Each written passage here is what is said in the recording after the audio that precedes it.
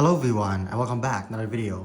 Today we're gonna unbox the Samsung Galaxy A07. Now this is one of Samsung's most affordable phones. In the last video we unboxed the Tab A11, which is the budget tablet series, and now we're gonna move on to the phone. So let's see what's inside the box. Yes, I'm using a kitchen knife to open it. Inside. There we go. This is the Samsung Galaxy A07. And we do have our SIM eject tool, as well as a charging cable, which is USB-C to USB-C, and then some paperwork. Now let's unwrap the phone.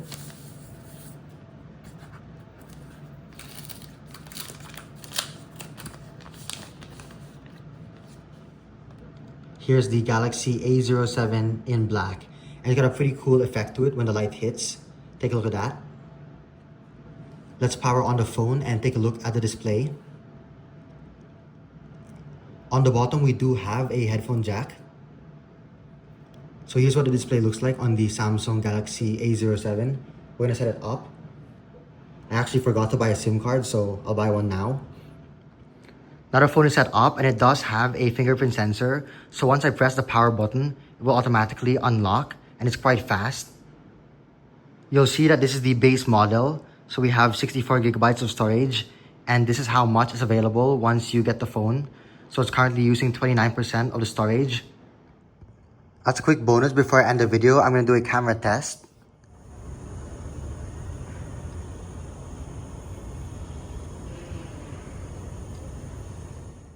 This is what the night mode looks like on the Samsung Galaxy A07.